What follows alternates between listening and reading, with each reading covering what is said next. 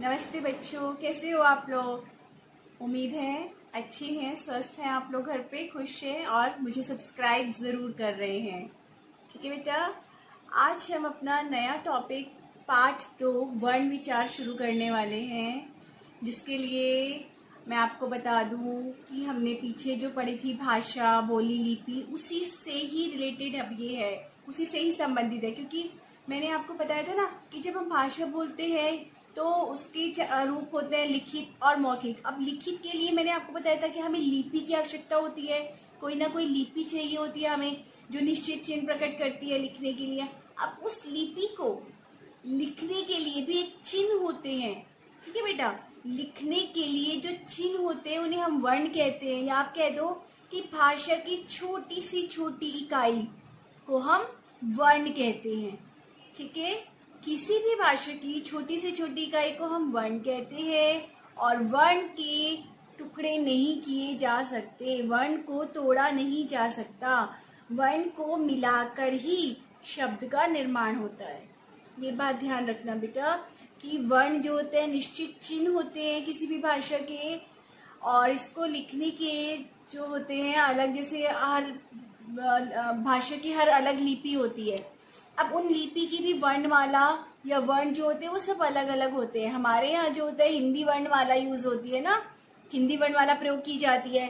तो आज हम उसी से ही संबंधित मैं आपको बताना चाहती हूँ। ठीक है बेटा, यहाँ देखेंगे हम पाठ 2 वर्ण विचार।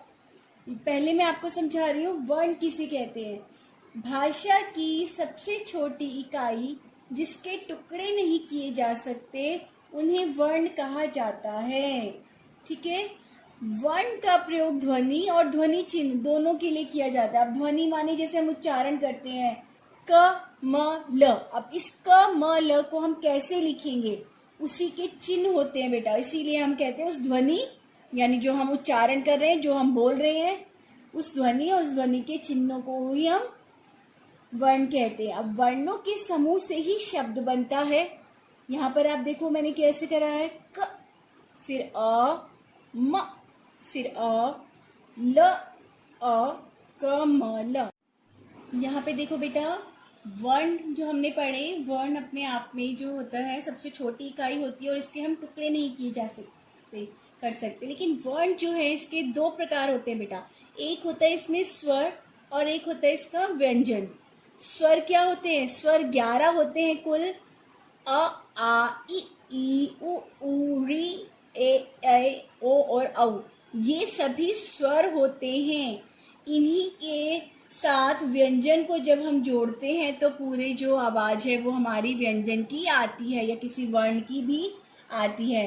यानी आप कह दो कि कोई भी वर्ण जो है अपने आप में स्वतंत्र नहीं होता, उसमें स्वर छुपा होता है, कहीं ना कहीं उसमें स्वर की जो है आवाज छुपी होती है। अब स्वर जो होते हैं मैंने आपको बताया, अब ये स्वर भी 2 होते हैं बेटा, एक हरस स्वर होता है जिनको बोलने में बहुत कम समय लगता है, यानी कि बहुत ही कम, बिना किसी रुकावट के ये मुंह से बाहर आ जाते हैं, अ, ई, उ, री। और दीर्घ स्वर जो होते हैं इन्हें हरस स्वर से दुगना समय लगता है बोलने के लिए, तो इसीलिए हम इन्हें दीर्घ स्वर कहते हैं।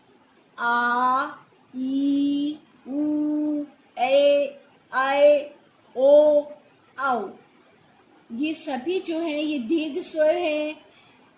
हरस स्वर सिर्फ 4 होते हैं संख्या में, दीर्घ स्वर हमारे 7 होते हैं संख्या में, कुल स्वरों की संख्या 11 है। स्वर जो होते हैं बेटा बिना किसी रुकावट के मुंह से बाहर निकलते हैं। इसी में मैं आपको बेटा एक और उदाहरण देना चाहती हूँ। जैसे ये मैंने शब्द लिखा है गुलाब, अगर हम इसको देखेंगे तो ये अपने आप में जो है ये किसी तरह से भी जो ग है वो संपूर्ण नहीं है। ग में नीचे हमने क्या लगाया है, ये हल चिन्ह होता है बेटा, हम इसको क्या बोलते हैं, हल चिन्ह। जो ये निशान होता है इसको हल चिन्ह कहा जाता है। ग के नीचे हमने हल चिन्ह लगाया और उसके बाद ऊ की मात्रा, ऊ की मात्रा है तो इसमें हमने ऊ जो लिया है वो क्या है, ऊ स्वर है हमारा, हरस स्वर। फिर ल के नीचे हल चिन्ह है, जमा का निशान। फिर आ, क्योंकि यहाँ पर आ है तो यहाँ पर हम आ स्वर लेंगे, यानी बड़ा दीर्घ स्वर है ये। फिर ब के नीचे हल चिन्ह है जमा अ, क्योंकि यहाँ पर जो है ये अपने आप में जो संपूर्ण नहीं है, बिना स्वर के है ये ब, तो हमने इसमें अ लिया। यहाँ पर आ की मात्रा लगी है बेटा, तो हमने यहाँ पे दीर्घ आ लिया। हम हर शब्द को जो है, किसी भी शब्द को जब हम वर्णों में तोड़ते हैं तो वो जो वर्ण होता है उसके नीचे हल चिन्ह लगता है। ये ध्यान रखना बेटा, हल चिन्ह लगाना सभी वर्णों के नीचे आवश्यक है। और इसके साथ जिस भी स्वर की आवाज आ रही है, जिस भी स्वर से ये मिलकर बना है, हमें वो स्वर लगाना है। यहाँ पर ऊ स्वर है, यहाँ पे आ स्वर है, यहाँ पे अ स्वर है, क्योंकि यहाँ पे कोई और मात्रा नहीं है, तो अ जो है स्वर इसको संपूर्ण कर रहा है बेटा। तो ये हो गया हमारा वर्ण विचार का आज का टॉपिक। ठीक है बेटा, आप इसमें मैं आपको अभी लिखित कार्य दूंगी, आप वो लिखित कार्य होमवर्क में कर लीजिएगा, ज़्यादा नहीं दूंगी, थोड़ा सा ही दूंगी। और इससे संबंधित आपको कोई दिक्कत होगी आप कमेंट बॉक्स में ज़रूर पूछिएगा और मुझे सब्सक्राइब लाइक कीजिएगा। नमस्ते।